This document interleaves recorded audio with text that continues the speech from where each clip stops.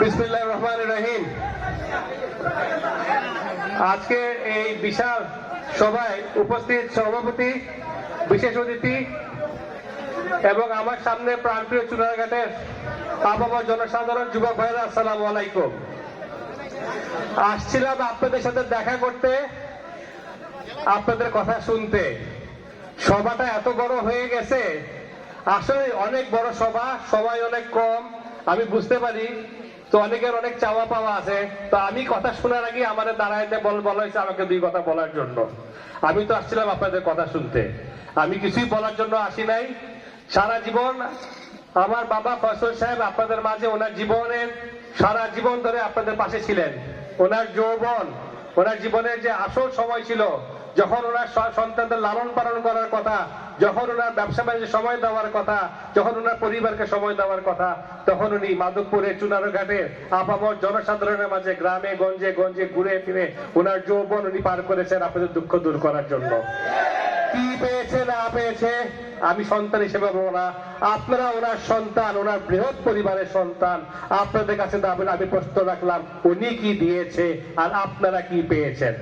অবশ্যই উনি কি পেয়েছে সেটা বড় কথা না, কিন্তু চেষ্টা করেছে আপনাদের দুঃখ দূর করার জন্য, আপনাদের যেখানে যে সমস্যা ছিল সেই সমস্যার পাশে দাঁড়ানোর জন্য। উনি কোনো ক্ষমতায় যান নাই, ওনার কোনো সরকারি কোনো পদ ওনার ছিল না, তারপরও ইতিহাস সাক্ষী দেয় চুনারঘাটে যে উন্নয়ন হয়েছে, সেই উন্নয়নের ধাপে ধাপে কোনায় কোনায় আমার বাবা ফয়সল সাহেবের নাম রয়েছে।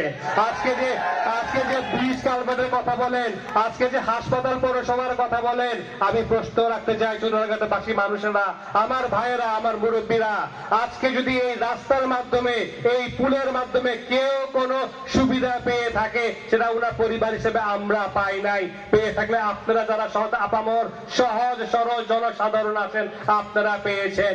এই হলো আমার বাবা ফয়সল সাহেব, এই হলো আমার বাবা ফয়সল সাহেবের ভালোবাসা এই চুনারঘাটের মানুষের প্রতি। সন্তান হিসেবে যে ভালোবাসা আমার বাবার কাছ থেকে পাওয়ার কথা ছিল, সেই ভালোবাসা গিয়েছে চুনারঘাট আপামর জনসাধারণের মাঝে, আপনাদের মাঝে আমার বাবা ভালোবাসা দিয়েছে। তাই আমি আজকে আপনাদের সামনে ফয়সল সাহেবের সন্তান হিসেবে, আপনাদের হকদার হিসেবে, দাবিদার হিসেবে দাঁড়িয়েছি। আমার বাবা সারা জীবন আপনাদের পাশে থেকেছে। আজকে আপনাদের দাবির পরিপ্রেক্ষিতে উনি আবারও আপনাদের দুঃখ দুর্দশা দূর করার জন্য আবারও উনি আসল নির্বাচনে অবতীর্ণ হয়েছে আপনাদের ভালোবাসার সিক্ত হয়ে। ইনশাল্লাহ বিশ্বাস করি যেভাবে আপনারা আমার বাবার পাশে ছিলেন, আগামী তো আপনারা আমার বাবার পাশে থাকবেন। আমি শুধু এতটুকুই বলবো, এটা রাজনীতি, অনেক রাজনীতি হয়েছে। আজকে সন্তান হিসেবে যদি প্রশ্ন রাখি আপনাদের, যে রাজনীতির খেলা আপনারা শুরু করেছিলেন অতীতে, নিজের মধ্যে দলাদলির মাধ্যমে, নিজের এলাকার মধ্যে বিভাজনের মাধ্যমে, কেউ যদি ক্ষতিগ্রস্ত হয়ে থাকে তাহলে এই চুনারঘাটের আপামর জনসাধারণ ক্ষতিগ্রস্ত হয়েছে। একটিবার চিন্তা করুন, আমার বাবা ফয়সল সাহেব ক্ষমতায় না গিয়ে যদি রাস্তা, পুল, কালভার্ট করতে পারে, আমি অহংকার করে বলতে চাই না, আল্লাহ শুকরিয়া আদায় করে বলতে চাই, খোয়াই নদীর উপর যদি 3টা ব্রিজ থেকে থাকে, 3টা ব্রিজের দাবিদার আমাদের পরিবার, এটা কেউ অস্বীকার করতে পারে না। আমরা আমাদের পরিবার পাবো। তাই আজকে আপনাদের কাছে বলতে চাই ভাইয়েরা, একটিবার, অনেক রাজনীতি হয়েছে, অনেক দলাদলি হয়েছে, আসুন আর দল না, আর মত না, আর ভেদাভেদ না, আজকে আমরা আমাদের নিজের স্বার্থে, পাগলরা নিজের ভালো বুঝে, আজকে আমি তো আমার পরিবারের কাছে আসছি, আমি তো আমার হকদার হিসেবে দাবিদার হিসেবে আপনাদের কাছে আসছে। আসুন একটিবারের জন্য দল না, মত না, জাতি না, ধর্ম না, বর্ণ না, আমরা সবাই এক। আমাদের উদ্দেশ্য এক, চুনারঘাটের উন্নয়ন, চুনারঘাটের যে প্রাপ্য উন্নয়ন আছে সেটা আমরা আদায় করব আমাদের জনবুদ্ধি থেকে। আমার বাবা ফয়সল সাহেবের পিছনে আপনারা একসাথে হন।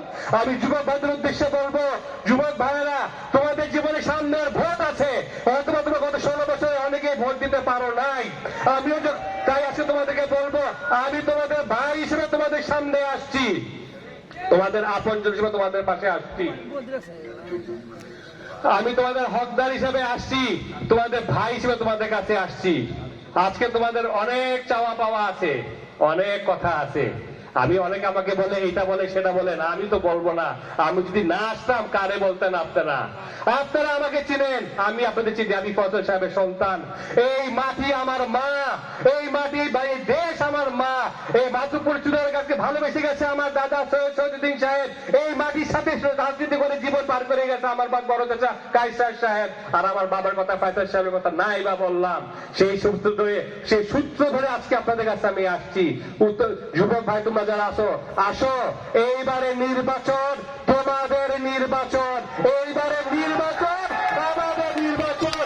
তোমাদের ভাই হিসাবে আমি কথা দিয়ে যাচ্ছি, আমি নিজে আসছি, আমি তো আমার হক আদায় করে গেলাম, এখন তোমাদের হক আদায় করা পালা।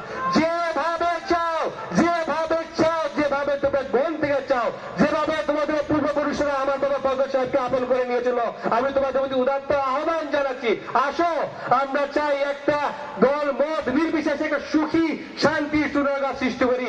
আমার মা বোনদের করে যে অবুঝ সন্তান গুলো আছে তাদেরকে একটা সুন্দর সমাজ আমরা দেই।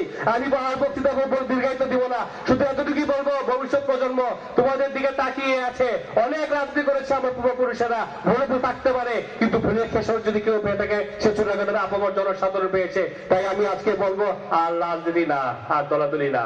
আমি আপনাদের সন্তান হিসেবে আপনাদের মাটিতে এসে একটি ভালোবাসার ডাক দিয়ে গেলাম। ফয়সাল সাহেবের যে ভালোবাসা দিয়েছে সেই ভালোবাসার সূত্র ধরে আজকে বিড়ি সুতার মালার আহ্বান জানাই গেলাম আপনাদের কাছে। আসুন, আগামী দিনে ফয়সাল সাহেবের সাথে আপনারা এখন অনেক রাজনীতি হয়েছে, আর না। আমি দুই হাত জোড়ে আপনাদের বলতে চাচ্ছি ভাইয়েরা, রাজনীতি চলো সারা জীবন পড়ে আছে, আর রাজনীতির নামে এই এলাকাকে, এই চুনারগাঁকে, এই মাধবপুরকে আর আপনারা বঞ্চিত করেন না। অতীতই আজকে থেকে আসুন আমরা শপথ নেই নতুন ভবিষ্যতের জন্য, শান্তির ভবিষ্যতের জন্য। আমার মা বোনদের করে যে অবুঝ সন্তানেরা আছে তাদেরকে সুন্দর ভবিষ্যৎ যাতে আমরা দিয়ে যেতে পারি, যাতে তারা বলতে পারে একদিন ফজল সাহেবের সন্তান এসেছিলেন এই মাটিতে, আপনাদেরকে সন্তান হত্যা হিসেবে দাবি করে বলে আহ্বান জানিয়েছিল, এবং সেই দাবির পরিপ্রেক্ষিতে আপনারা দল মত নির্বিশেষে এক হয়ে এই এলাকার সাথে এক হয়েছিলেন, যার ফলে ফজল সাহেব আপনাদের জনপ্রতিনিধি হয়ে এই এলাকার উন্নয়ন করেছিল। একটি কথা বলতে চাই ভাইয়েরা, পরিশেষে বক্তব্য শেষ করার আগে, আল্লাহ সবাইকে সবকিছু দেয় না। কাউকে দেয় অঙ্কে ভালো করতে, কাউকে দেয় ইতিহাসে ভালো করতে, কাউকে দেয় ভূগোলে ভালো করতে। ঠিক একইভাবে ফজল সাহেবরে আল্লাহ বানাইছে মানুষের উপকার করতে। উনি যেখানে যায় মানুষের অর্থনীতি মুক্তি হয়। আজকে নয়াপাড়ার মতো আবাবর জনসাধারণ, আবাবর একটা গ্রাম, পাড়াগাঁ যদি শিল্প নগরী হইতে পারে, মাধবপুর যদি হইতে পারে, আমি বিভিন্ন জায়গাতে যে বলি আজকে চুনারগাঁতের বর্তমান প্রেক্ষাপট আর মাধবপুরের মধ্যে পার্থক্য একটাই, চুনারগাঁতে আপনারা ফয়সাল সাহেবকে কাজে লাগাইতে পারেন নাই। আজকে মাধবপুরে যে শিল্প উন্নয়ন হয়েছে সারা বাংলা সবাই তাকিয়ে থাকে।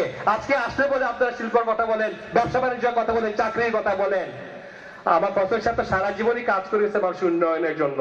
তাই আমি বলবো আসুন, আর কথায় না, অনেক রাজনীতি হয়েছে, আমরা এখন কাজে বিশ্বাস করি। যে ব্যক্তি কাজ পারে, যে ব্যক্তি মানুষের অর্থনৈতিক উন্নয়ন আনতে পারে, সেই ব্যক্তি আমরা একতাবদ্ধ হই।